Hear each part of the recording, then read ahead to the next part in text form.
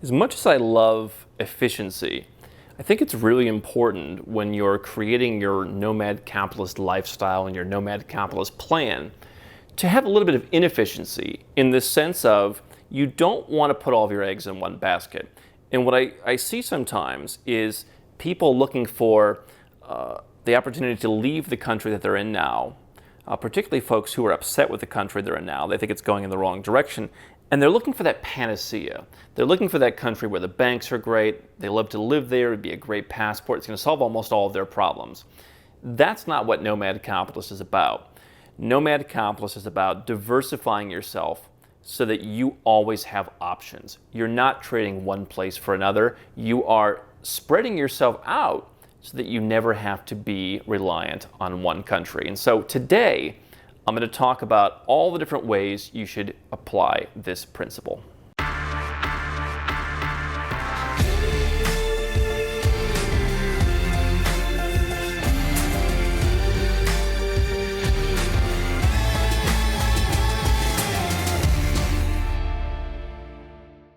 Hey guys, I'm Andrew Henderson, and here at Nomad Capitalist, we help successful entrepreneurs and investors go where they're treated best by legally moving their businesses overseas to save on taxes, giving themselves more options with a second citizenship, and taking part in new lifestyle and investment opportunities in boom markets opening up all around the world. Learn more at nomadcapitalist.com. And what I've told this story about in the past is in my own family in the mid-1990s. My father, who first said, "Go where you're treated best," talked about the idea of several countries, most of which have turned out to be pretty good places. But he talked about the idea of potentially moving out of the United States and moving to one of these other countries. And the idea back in the mid-90s was that the internet was brand new. I mean, remember, we had Prodigy dial-up service, right? There were little forums. It was really very early versions of the internet. It was very hard to get information. Just the democratization of travel and of information did not exist. But back then, the idea was, all right, you pack up your stuff in the United States, you sell your house, you sell your business, you close out the bank accounts, and you move it all to another country. You move it all to New Zealand or to Australia or to wherever. Now, fast forward to the 2020s. You can easily travel pretty much anywhere. You can get information at your fingertips. We live in an entirely different age, and it's not to diminish what people were doing in the 90s, but it's to say that today, we no longer want to trade one thing for another.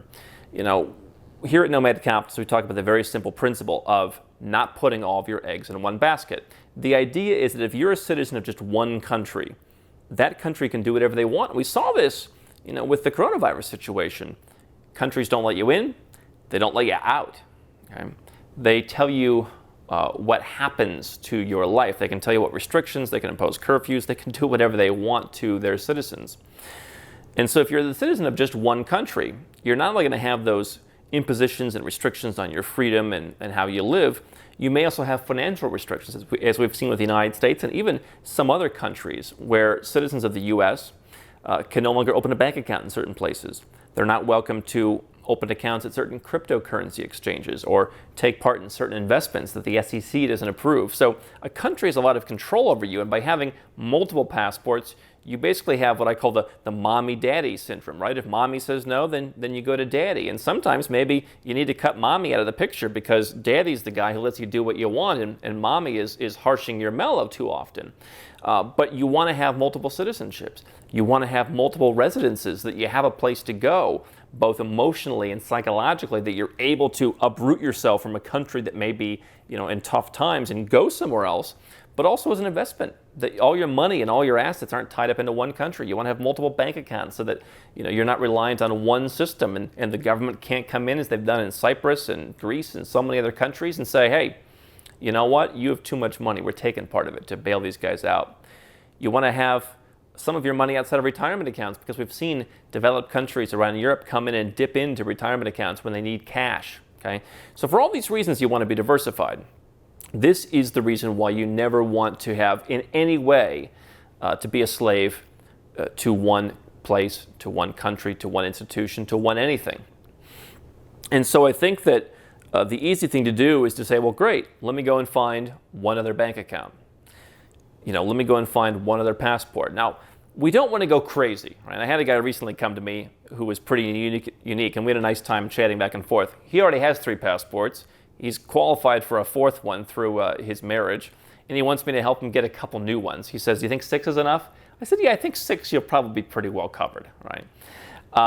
And there were certain circumstances in his case where 2 of the passports were pretty similar, and so I say, I don't know, that counts as 1 perhaps, but if we have 4, 5, 6, I think you'll be pretty well covered, right? I've talked about how I have dozens of bank accounts in close to 24 countries all around the world, and you may not want to do that either. But what I don't want you to necessarily do is to go the opposite direction and simply say, great, let me get that 1 bank account because I'm afraid to do any more. Or, let me put my company over here and then just leave it there and hope for the best.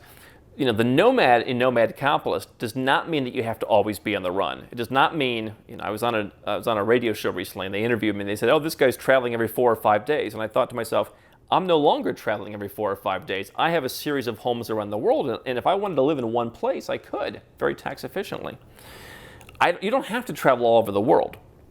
You can stay in one place. You can move to Dubai and stay there for the rest of your life if you want. But the nomad part is realizing that one day, Dubai or wherever else could no longer be the place where you are treated best. And you may decide to go somewhere else, right? My grandfather, the man that I knew as my grandfather my entire life, my grandmother got remarried, he came from what was Czechoslovakia. He had to leave. He went to the United States, and until he passed away, the United States was still the best place for him. Now, at 88 years old, you're probably not going to move somewhere else. But I imagine, I look at that and I say, well, okay, I'm now carrying the torch, and for me, the United States wasn't the best place, so I left. If my children or my grandchildren decide that wherever, we end up is not the place for them at some point, then they'll leave, okay? So you want to be aware of those different options, and you don't want to have all your eggs in one basket. And what I see from folks is, I'll talk about Georgia, for example. And I'll say, I think Georgia's great for doing business, and there's a lot of opportunities. And people will say, oh, he said set up a company in Georgia. Now, I've said in the past that if you are an entrepreneur, whether you're a young entrepreneur without a lot of money and you want to start something cheaply, or you're someone like myself who has sold some businesses, has capital, you want to go and start something big, a place like Georgia is not a bad place. And if that's the case, then you're doing a business on the ground in Georgia. Yeah, you want a Georgian company. But I never said in all my talk of Georgia and its opportunities that that's the best place to incorporate your Amazon business or your SaaS company or your consulting company. In fact, it's probably not, because you're going to pay some level of tax. You're going to have some level of paperwork. You're not going to have access to some of the best banks. Even though the banks there are good, your company's now restricted, okay? And so this is an example of putting all your eggs in one basket, where I think some people look at, hey, I should go and buy a piece of real estate in Georgia because it's a nice place to live, it's relatively tax efficient, I can relatively easily get in through their easy tourist visa policy, and it's just a nice place to go, right? And it is. Right? I have a home there. I'm glad I have a home there, right? But do you want to set up your company there? Not necessarily. So don't get lazy and think that because your home is there, oh, by the way, yeah, the bank, I got a personal bank account. You don't want to put too many things in one place. Now, I have a bunch of different stuff in Georgia because I at one point lived there for a good period of the year. Now I visit every once in a while. I have a home, I have friends, so I have a few things. But whatever I have in Georgia, I also have somewhere else. So I'm not relying on Georgia. And so that is what is important, okay? You can duplicate your efforts. You can set up 2 or 3 or 4 things in one place if you have a backup somewhere else. But don't fall into the trap where we're basically moving from one place to another. Sometimes what I think does make sense is, hey, I want to buy a home somewhere. And a lot of times people will say, Andrew, let's make the purchase of that home qualify me for residence in a country that maybe eventually leads to citizenship, or qualify me for citizenship immediately, right? And so putting those 2 things together is a way to create some efficiencies, and I'm all in favor of that because you're creating a brand new flag, basically, right? If you go to Colombia, for example, and you want to get residence through purchasing a property, if you like the idea of living in Colombia, if you like the investment opportunity, if you like the opportunity to potentially become a citizen of Colombia or just have a residence permit, then that can help you. Now, Colombia is not exactly a tax haven, far from it, and Colombia is not a panacea, no place is. So, killing 2 or 3 birds with one stone, if that happens to work for you, not a bad idea. I'm all in favor of getting a couple things done at once. And so if you already have a citizenship somewhere else, and maybe you're going to get citizenship there in the future, okay, well, you've added to the equation. But then you want to look at, okay, maybe for the next deal you want to go somewhere else. Or for your personal banking, you want to go somewhere else. What it's all about is protecting yourself, right? What you don't want to do is forget to pay your property taxes for a year, and some country comes and just takes 10 times as much money as they're entitled to out of your account, or something weird like that. You want to have assets diversified. I've seen business owners all over the world, from the United States to Russia to other countries, who kept all their money in one country, and then when someone filed a frivolous lawsuit against them, or the government came after and tried to file an enforcement action against them, they couldn't defend themselves because all their money was in one place, right? So the key really is diversification, as much diversification as you can stand, okay? And a lot of people, I think, they like the idea of what we talk about. And then they come to me and I say, hey, how many bank accounts do you want to open? And they'll be like, I don't know, maybe one if we have to, right? I mean, for me, you want redundancies. You want to have a couple different backups, and you want this to be spread out. And what I can tell you is, my experience over the last decade of traveling all over the world, I've spent, well over $1 million, probably closer to $2 million at this point, hiring and learning and doing all kinds of stuff to actually put my strategies in place. Sometimes I've made mistakes. Sometimes I've done things that didn't really help me, or hired the wrong guy, and I've learned from that, and I try and impart that to you, try and impart that to our clientele. But I've invested that money, and I've invested a lot of time creating a really solid fortress for myself, where not only does it protect my money, not only am I personally protected, and my family will be protected, and we'll always have options, but I've also created a lifestyle where I'm not tied to one place. And you know what? If I get sick of being in one place for a moment, I have the ability to go somewhere else. It's not all about defense. It's also about offense. It's also, I like the opportunity to live in Colombia, and I'd like the opportunity to have an immigration status there to where I can easily get in and be welcomed, even during tough times potentially. But I also want the opportunity that if after 2 months I get sick of it, I can go somewhere else where I'm welcomed, and I can go to my home there. And so I think a lot of folks focus on the defense. That's really important because you want to be dialed in. You don't want to have all your eggs in one basket. You don't want to get lazy or try and create too many efficiencies. On the other hand, you want to enjoy life. You want to have options and access and be welcomed to many different places and feel at home in different places. And so the offensive part of that also means diversifying. For me, I've got a list of places, where do I want to own homes? I think at this point in my travels, it's pretty well dialed in. I don't expect to be adding too many more places to the home ownership roster at this point.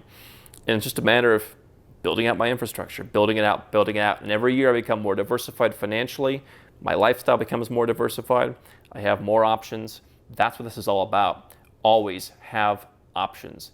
The more options, the better.